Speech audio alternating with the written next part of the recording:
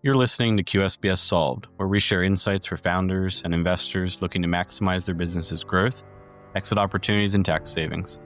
Our team at QSBSrollover.com offers specialized services to help you benefit from owning qualified small business stock.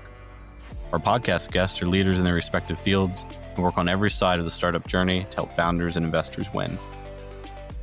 The ideas and opinions shared here are not investment, tax, or legal advice.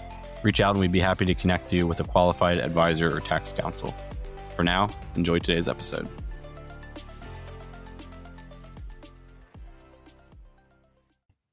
So before we get into QSBS and talking about sort of the particulars there, I want to just take a second and just talk about why this is relevant and who it's relevant for.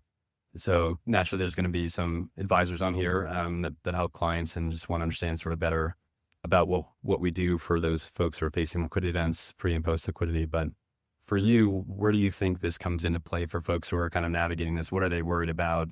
What are the things that we're trying to solve for as both advisors and sort of what you do on your side?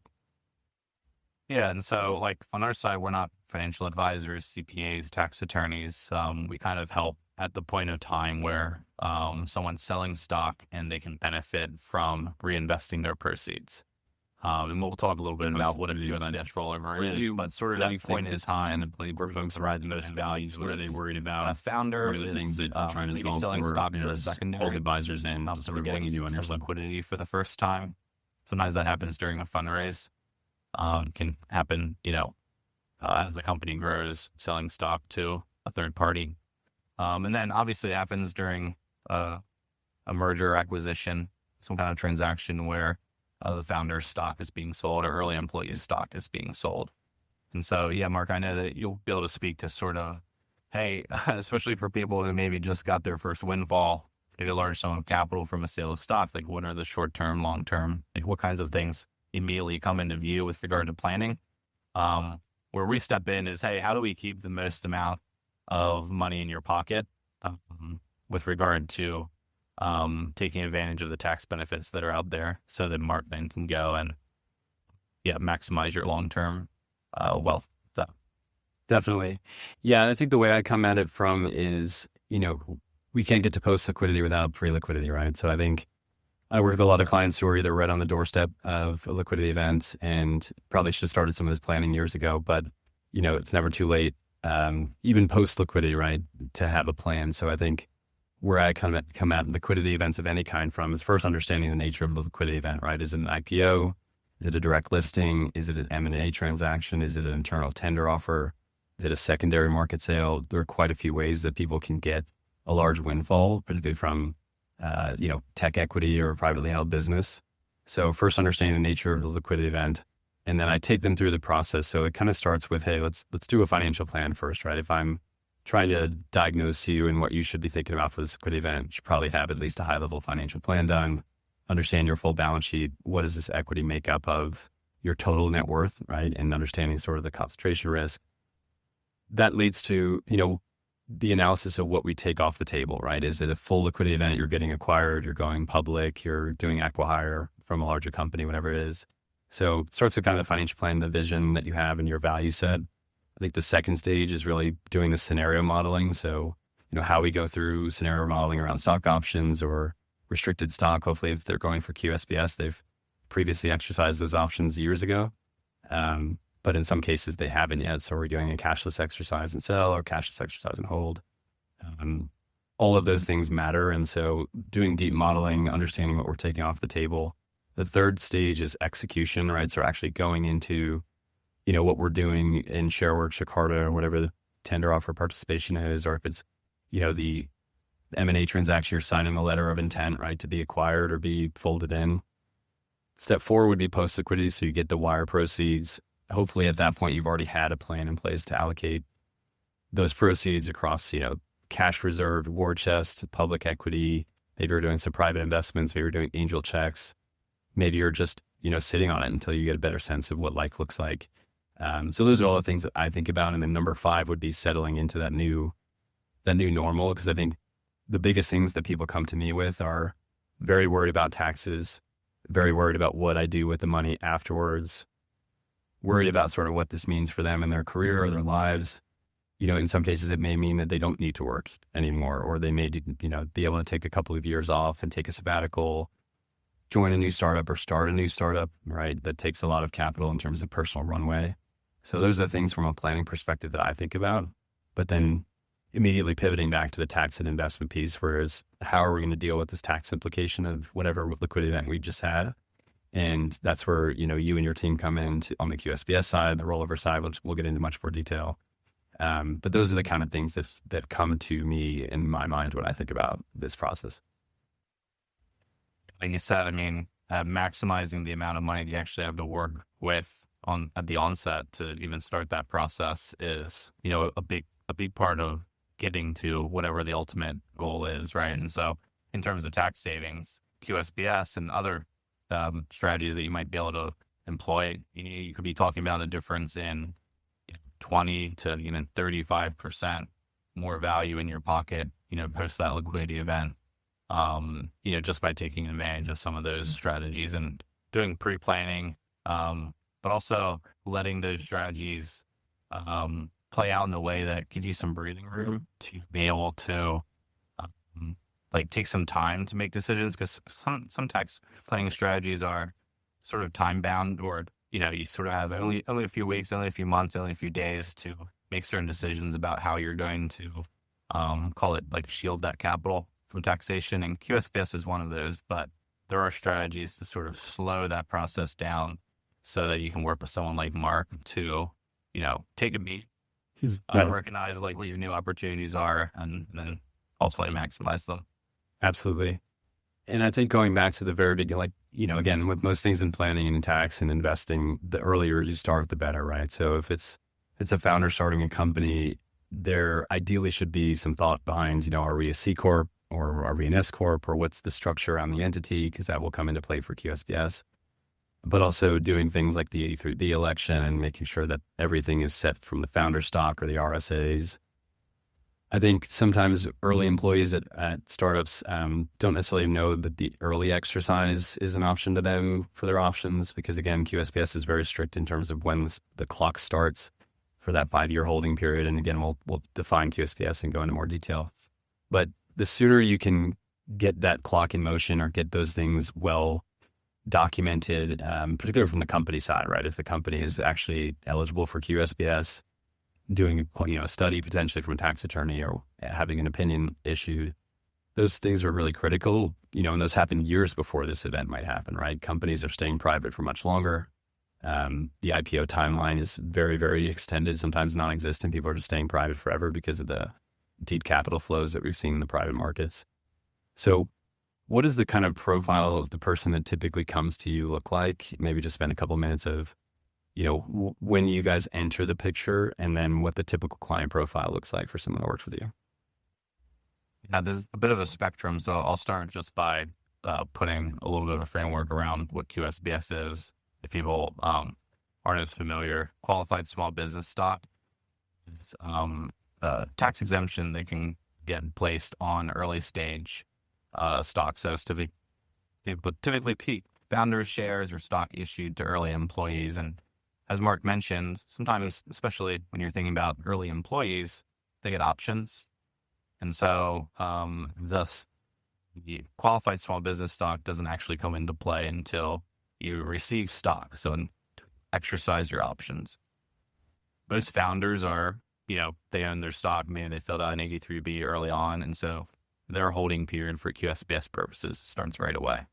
But if you're dealing with clients who maybe have options in a startup, or a privately held company, talking with them about, hey, what could it look like as part of your financial plan to exercise some of these? Because if there is a liquidity event down the line, starting that holding period for that stock, that ownership of that stock early is important. That's kind of the first piece of qualified small business stock, which is that you have to hold your stock for 5 years. The stock has to be issued directly from a domestic C Corp.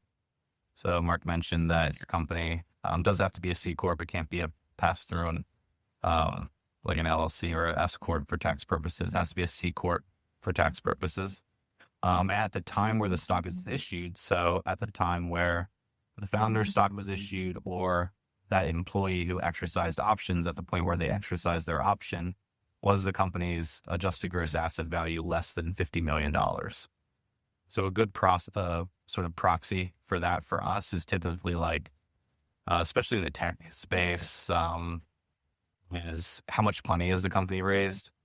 So most often there's not a ton of other value, property wise, other than sort of outside capital or income that's been, I guess, generated on the balance sheet. And so Series A or B, around that range, typically Series B is when a company might have raised enough money where they're beyond that 50 million threshold. So if you have clients who've exercised stock or founders who have stock before the company got to that point, you may very well have qualified small business stock in your hands. And if you meet all those criteria, and there are some others in Section 1202 of the code, which govern the types of activities that the business can be engaged in, like real estate is excluded, law firms are excluded, doctors' offices and some medical services are excluded. But a lot of the things that we deal with, tech, manufacturing, consumer products, those kinds of businesses fit within. As long as those criteria are met and you hold your stock 5 years before you sell, each shareholder is eligible for up to $10 million worth of federal income tax exemption. Most states also recognize QSBS. California does not, so you're still on the hook for the California state tax. But New York, for instance, has a very high tax rate. But the state tax and the federal income tax can go to zero under QSBS up to that $10 million threshold, at least at the federal level. So it's extremely powerful. We typically talk about, call it 2.38 million or 23.8% tax savings just at the federal level by taking advantage of QSBS. So that's up to $10 million of gains from the sale of stock. Yeah, it's incredibly powerful and not as rare as people might think, right? I've seen some of the chatter online. Oh, this never happens. Yeah. It's a myth. It's definitely not a myth. And I think it's just a shame when people come to you too late, right? They might say, well, I sold the stock, and then you find out they sold it maybe 4 years into the 5-year clock, right? And they didn't do a rollover, right? And it's just really a shame. So I think the education component around what QSBS is, who might be eligible. I've worked for a few startups in the financial services industry. We don't get QSBS, right? Because we're financial services. So even if there were to be a big liquidity event for that company one day, not QSBS eligible. So super important to understand who's qualifying for it. We did get a comment from Michael saying it's understanding that 50 million is the net asset and not the amount of money raised or the enterprise value. That's absolutely true. I think what Brady was saying, correct me if I'm wrong, is if you raise that much money, that money's probably sitting in a bank account somewhere. And so that has to be included in the balance sheet. Yeah. The thing to mention, and that people most often get wrong, is it's not valuation. Right. Especially with these, some of these AI companies who it's just a couple guys building, some agents. They very well may be at a stage where, the gross asset value is relatively low, but the company's worth potentially hundreds of millions of dollars in terms of valuation. That's certainly possible, especially in today's day and age. So yeah, it's not based on enterprise value or valuation, but actually assets on the balance sheet. Absolutely. And when you talk to people earlier on, say they're pre-exit, but they might have one on the horizon, what do you recommend that they typically keep in their records for, if and when the IRS were to come knocking about, hey, let's make sure this person actually did get QSBS? Yeah, a lot of the platforms like Carta that do cap table management are going to show you sort of tranche by tranche of your stock, when you acquired it, what sort of class it was, and those kinds of things. So that's relatively easy in terms of defending maybe like what was my hold period for the stock. So that's easy to document. One that's maybe a little bit more challenging is getting, the right information about, hey, like when was the company actually created as a C Corp, and the stock, maybe it's founder stock, like we did issue the stock properly back, after we had been a C Corp for tax purposes. So some of those things can come into play, making sure that you're actually issuing stock from a C Corp. Most of the time, you're not going to see a formal process for pulling all those documents together as founders are starting and scaling their company. So very often it's something you have to do in retrospect. And that can look like kind of going back in time, looking through your accounting records, making sure that the gross asset thing, the $50 million rule was good to go, that you did your 83B at the right time, and that you actually have the holding period you think you have. You can certainly hire folks to do things like call it QSBS attestation, where they write a letter and say, yeah, we reviewed the available materials and we think this is QSBS, but ultimately that's not going to give you a definitive view on whether it was or wasn't. The best thing to do is keep as copious of records as you can, communicate as best as you can with the founder, the owner of the company that you are part of, to get as up-to-date information as they're willing to share about those things. And then to ensure that all of that is ready so that you can append it to your tax return when the time comes. The IRS has been, at times where they've commented on QSBS, they've tended to be fairly progressive and loosen their interpretation of some facets of the code, meaning that they've generally expanded the understanding of what QSBS can be over the years. And so we feel, fairly bullish about a broad interpretation of what qualified small business stock is. And so if you find yourself questioning like, hey, I think my company's business activities are a little bit in a gray area, that might be the time to, chat with a tax attorney or someone like our team who sees a lot of these types of transactions and can give a better idea of what the right questions to ask would be. Because there are lots of businesses we've come across that, you'd think, oh, there's no way that could be QSBS. There's no way that qualifies or doesn't qualify. Right. If the opposite is true. So it's worth digging in. Yeah, for sure. I agree. And I think one of the most shocking things to me when I first worked on a QSBS client was how easy and straightforward it is to claim on your tax return, right? It's really just an asset that you sell on Schedule D, and you mark the fair market value to the basis, and so therefore your gain is zero. And I think when an IRS agent sees a $10 million proceeds with a zero gain, I think they, it can spark that red flag for potential audit. So you just want to have this like war chest, right? This audit defense file of all the past exercise history, balance sheet of the company. I mean, you can really go to the ends of the earth to protect yourself.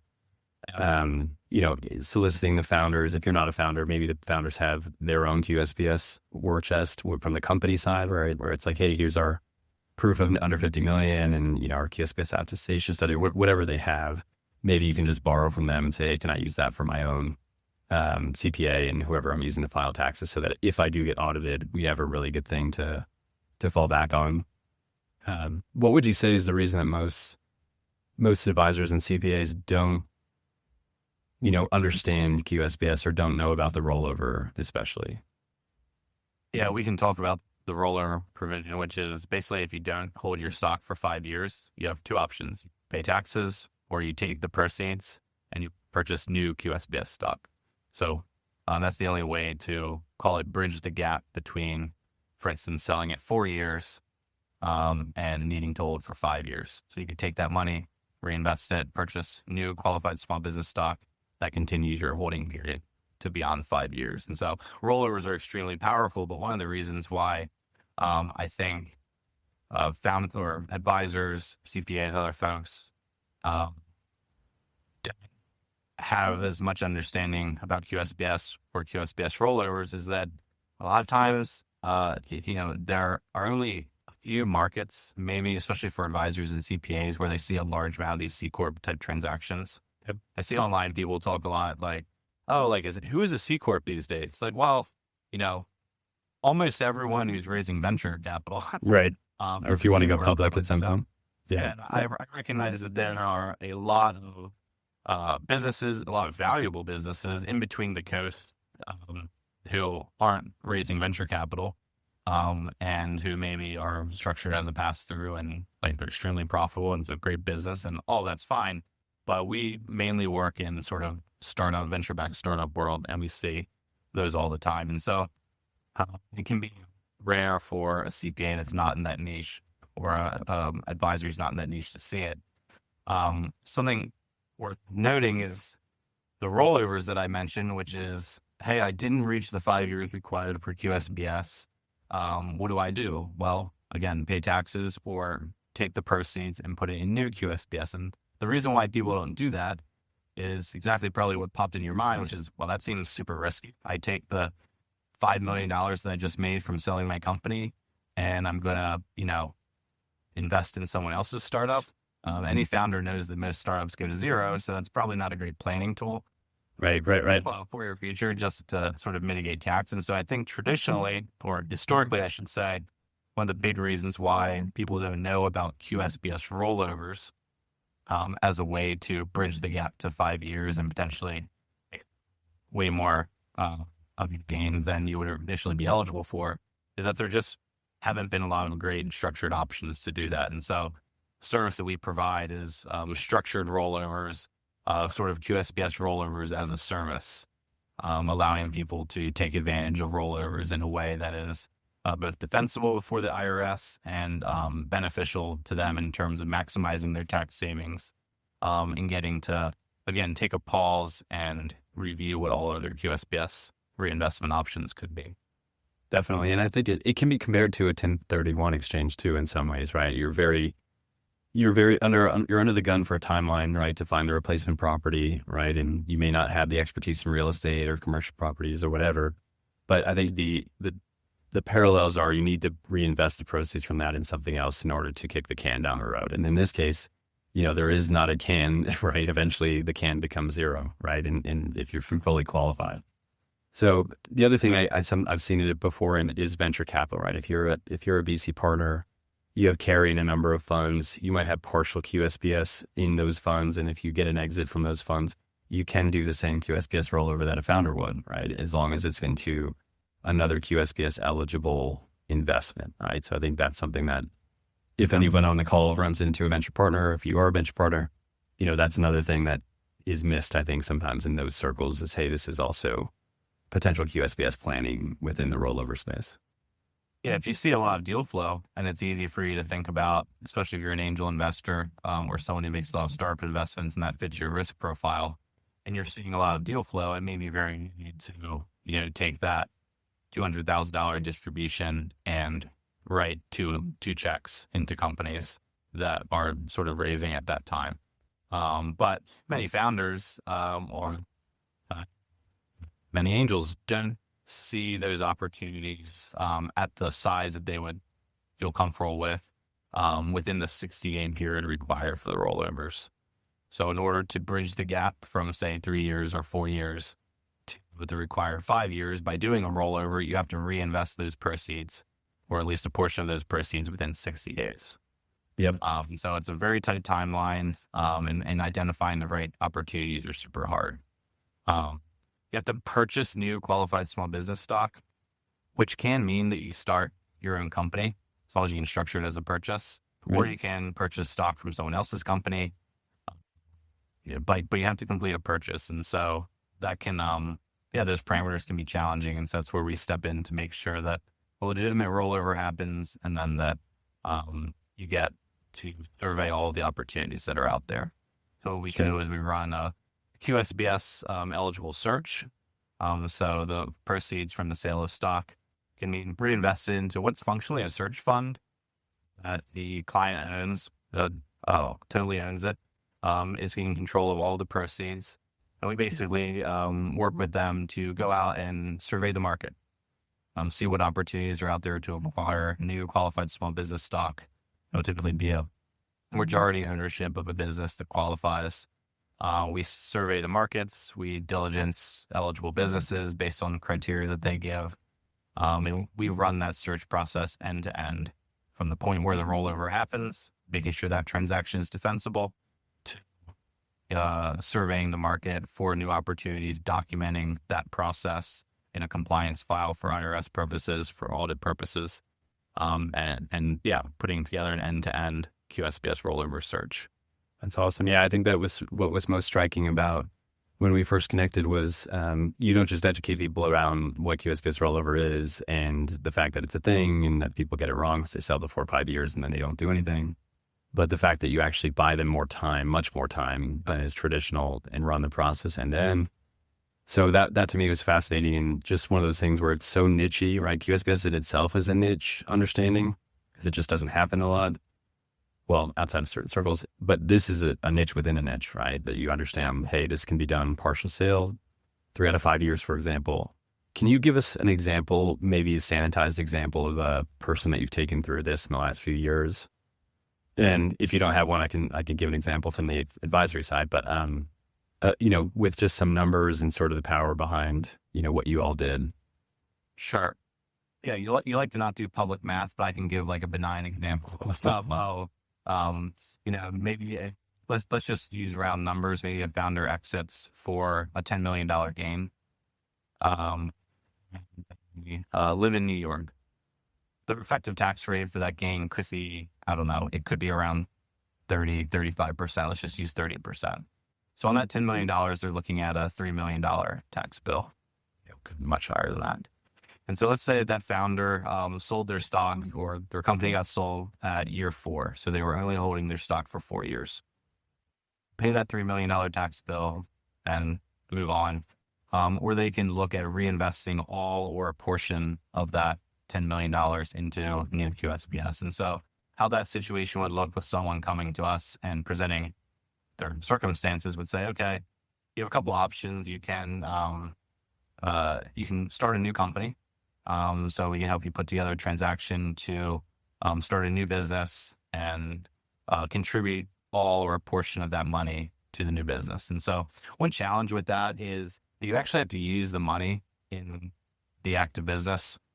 And so defending before the IRS that the amount of money that you roll over is actually being used in that, at least 80% of it is being used in that transaction, can be challenging. So that is one option. The other is we can actually create one of these, call it a search fund structure, where the money goes into an entity and we go and search for QSBS. And you can do that for up to 2 years defensively. Okay. And so let's envision that scenario. Someone takes the $10 million and they say, it would be really great if I could survey the market for, let's say, maybe they're interested in consumer products. So maybe they want to go and find a CPG brand that they can, that has some management in place, but that they can run and maybe get some cash flow out of. And they just want to survey the market to see what the opportunities are. Impossible in 60 days.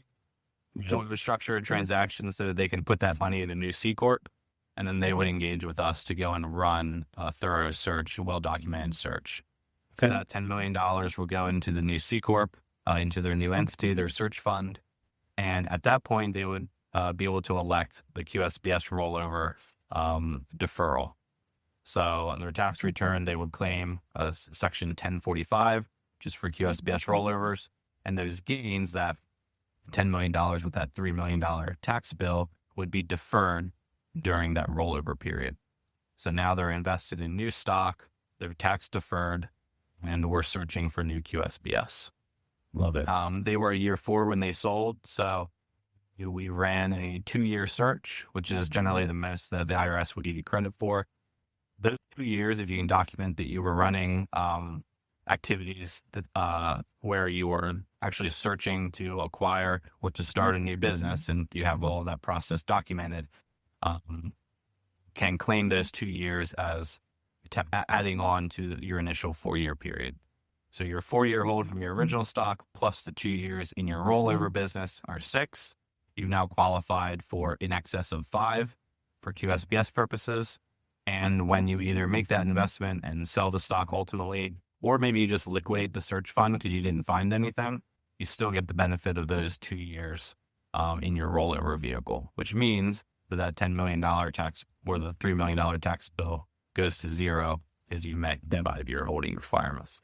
Yeah, super powerful. And I appreciate you going through that. I think two quick concepts that we didn't call out was the state conformity, right? And non-conformity of QSBS. I think that's a big thing that I learned early on was just, hey, there are some states that don't conform, right, to federal QSBS. So California being one of the most notable. If you live in California, you have a QSBS eligible transaction, say you did $10 million tax-free, it's tax-free at federal level. It is not tax-free at California. So that's a big distinction there. Make sure you check your state, what states are conforming versus non-conforming. The other one is the concept of trust stacking, right? So if you're funding multiple trusts with QSBS eligible stock, you could potentially multiply that QSBS exemption, times the number of entities up to 10 million each, right? So that would be, Right. and these are irrevocable trusts, right? I'm not an attorney, big disclaimer there, but you want to make sure you're working with an attorney to say, okay, these are irrevocable gifts of stock to a trust. And, if each one of those trusts becomes its own entity, then you can multiply your QSBS exemption. So anything you would add to either of those points? Yeah, no, that's right. The $10 million cap for gain exclusion is per company issuing stock. It means that so if Mark makes 3 different angel investments into 3 different companies, each of those transactions will bring with it the opportunity for $10 million of eligible exclusion. So among those 3 angel investments, Mark could potentially, if they're all successful, exclude up to $30 million. And so it's per company issuing stock and also per shareholder. Right. So like if there's 2 founders in a company, each of them separately has, $10 million exclusion cap. And so that's how the trust stacking that you just described works. It, in effect, for tax purposes, creates different taxpayers among those trusts. And so that's how you get the multiplication of the $10 million exclusions. Rollovers also do that, but in the other way. Rollovers can create multiple different issuers of stock. Right? You do 3 different rollovers into 3 different companies, 3 different search funds, 3 different, would name that entity, you'll get a $10 million exclusion cap for each of those investments as an individual taxpayer. Both trust stacking and rollovers can be extremely powerful for expanding the amount of qualified small business stock exemption you can take beyond that $10 million. Now, trusts don't help you if you sell before year 5. Right. The early option, if you sell stock early, is to do a rollover. Yeah. Okay. Awesome. Yeah, I appreciate that. So maybe what we can do here is land the plane. I'll talk a little bit about just from the advisory perspective, sort of post liquidity. Obviously, we've gotten a really good overview of what QSBS is, what a QSBS rollover is, why someone might want to do that, particularly if they don't hold the 5-year reporting period. So, or holding period around it. So I think from my perspective as an advisor, let's say I come in right at liquidity or post liquidity, I think first and foremost, it's how to allocate proceeds, right? So for this example, let's use someone who's not going to use the QSBS rollover strategy. Maybe they weren't even eligible in the beginning. But I think it comes down to, okay, what are we going to owe for taxes, right? Getting a really, sharpening our pencils on a tax projection for what's going to happen in April of next year. Do we need to make quarterly estimated payments? If so, whatever those amounts are should be in a cash management program, right? They should ideally, from my perspective, not be at risk in the equity market. So things like treasury bills, money market, high yield, safer ETFs.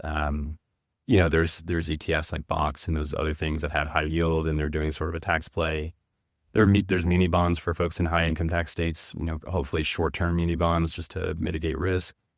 And then I think the biggest question I always get is what can I do before the end of the year to save tax, right? So in my mind, it's the charitable piece, it's the low hanging fruit, right? Donor advised fund gifting and highly appreciated shares, outright gifts to charity from, highly appreciated stock, mutual funds, ETFs, or outright gifts of cash. And then, yes, they're the more interesting concept of opportunity zones, right? We're seeing legislation right now that will modify opportunity zones if it goes through. We're, looking at things like long only custom index or long short custom index. This would be to offset capital gain. Doesn't do much to offset ordinary income, but in this case, we're talking about capital gain from QSBS anyway. So those are the things on the investment side that we can move the needle with. Again, you're deferring that gain in the future, but again, you're really reducing that current tax bill that you might be facing in April. So those are things I think about. Yes, there are the things like the short-term rental, active participation and the professional real estate exemption and all sorts of creative things that the IRS doesn't love. So we won't get into those, but.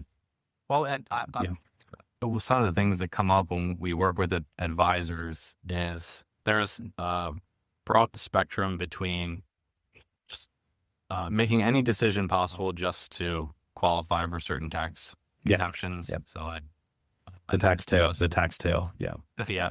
Right. The tax tail wags the dog in him. The planning dog. Yeah. Everything dog. There's that approach, which probably not great. Then there's the other approach of just saying like, look, I'm an advisor, just pay your tax. Let's get that money into an account and like get it growing. And so I think the sweet spot and one of the reasons for doing this webinar together is because I think that there can be an evolution of the way that the advisor space thinks about tax benefit and long-term planning, and what that means for even for like advisors' businesses, right? So to have a little bit more than a short-term view, so have a medium to long-term view of what that client relationship can look like, add a ton of value on the tax savings side up front. You actually see the benefits in terms of AUM to use down the road. But that client now has 30% more money in their pocket as a result of that planning. I think the advisors that see that process holistically have been really beneficial to the clients that have come across our desk. Sure. And you might just get a client for life. You might just get a client for life. Yeah. They don't want to just pay tax, but they don't know where to start. Yeah. So an advisor who can help them, direct them is good. Exactly. I think of my role as these are all the options, right? Let's lay them all out, right? Hopefully I'm familiar with most of them and can weigh the pros and cons and educate the client about what the risks and fees and expenses are and everything. And then let them decide what their sort of comfort level is with what to do and how much to let the tax tail wag the dog. Because again, I think sometimes we get so wrapped around the axle that they don't even stop to enjoy the liquidity event that they just had, right? And I think putting together a personal capital, I call it a personal capital stack, which is, hey, here's our proceeds aside from tax, implications. Here's my net proceeds. Here's what I'm going to spend. Here's what I'm going to buy. My new house for the vacation home I've always dreamed of. Here's the cash management program. Here's the public equity sleeve. Maybe we're doing some private investments. Maybe I'm doing some angel checks because I've always wanted to support my buddies, startup and, the founders that I hang out with. So like that, once you get that $10 million wire in your checking account, which I've had happen, right, for a 29-year-old, it's really overwhelming if you don't already have an idea of where that money is going, right? Sure. Even if it's not to spend it, it's like, okay, I'm allocating huge swaths of this amount to these buckets. And then I can figure things out as I go forward and manage taxes and capital gains and everything else. So it's a big deal to like settle into that new post-liquidity normal. And again, knowing all the options, knowing that your company exists, knowing that you exist, that's, I think the least we can do is introduce those concepts, make sure that it's right. And then if it's right, help the execution process. So I think that's where we add the most value. I think that's the number one mistake that folks who come to you, or maybe just call it like a founder, might make, is maybe rushing into the decision, not taking a beat to be able to assess all their options. 100%. Yeah. I think it's rushing into it. I think it's listening to bad advice. Sure. I trust my colleagues in the office inherently, but would I take financial advice from them directly? Maybe not, right? Because they don't know me as intimately as my advisor might. And I think I've had clients say, oh, my friends in the Slack channel say this, and my buddy who works at this startup down the road says that. And the reality is they don't know you. They don't know what you want. They don't know that the tax thing that they're talking about is necessarily accurate, depending on the source. So again, I hesitate to have people say, okay, let's listen to everybody around me and then make this knee-jerk reaction to this multi-million-dollar windfall I just had. We just have to seek wise counsel and the right strategies. Yeah.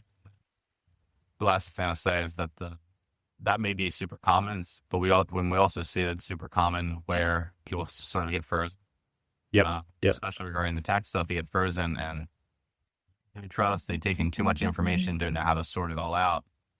And they end up just maybe, in this case, maybe paying way more tax than they need to. So there's a middle ground there where there's like the relational side and building trust with the client, but also bringing the right resources to them to help them not get caught on either extreme.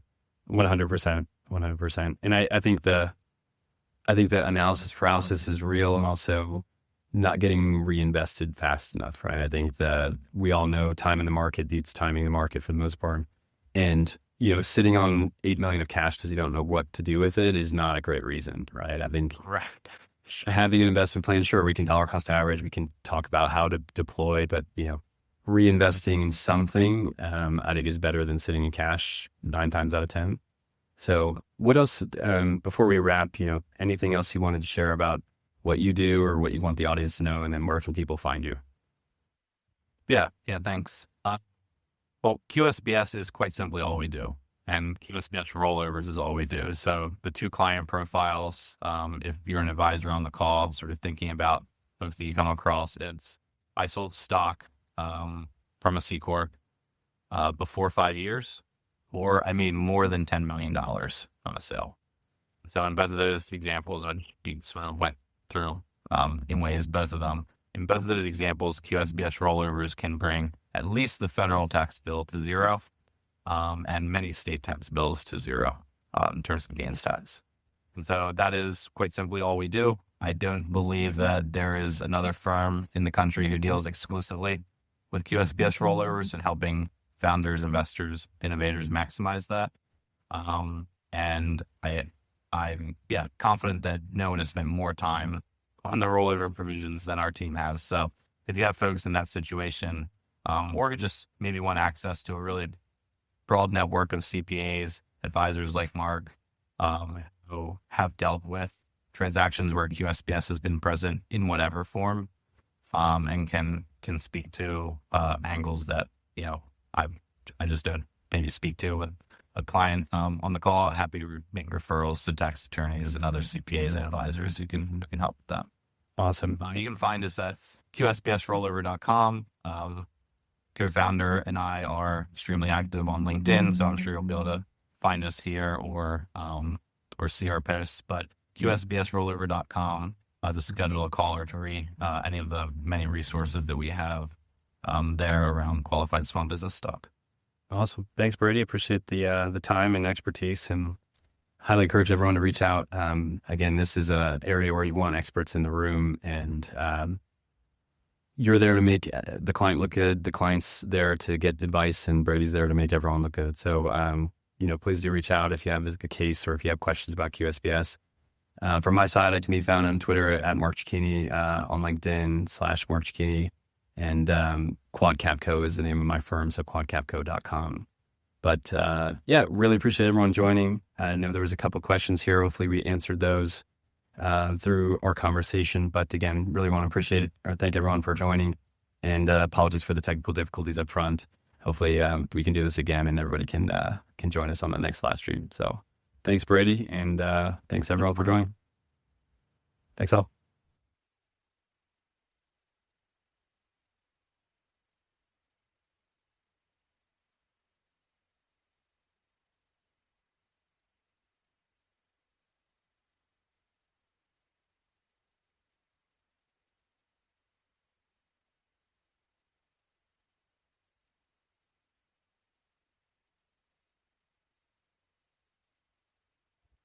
Put it on the Supreme Post. For you, where do you, about what we do for those folks who are, for you, where do you think this comes into play for folks who are kind of navigating this? What are they worried about? What are the things that we're trying to solve for as both advisors and sort of what you do on your side? Yeah. And so like on our side, we're not financial advisors, CPAs, tax attorneys. We kind of help at the point of time where someone's selling stock and they can benefit from reinvesting their proceeds. And we'll talk a little bit about what a QSBS rollover is, but sort of that point in time where we can provide the most value is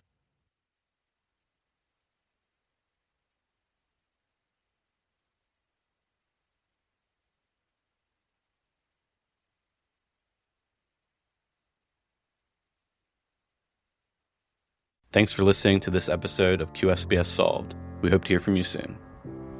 Remember that the content shared on QSBS Solved is for informational purposes only and should not be construed as legal, tax, or investment advice. While we discuss strategies related to qualified small business stock, or QSBS, including rollover planning, listeners should consult their own tax, legal, and financial advisors before making any decisions. Laws and interpretations can change. Individual circumstances do vary.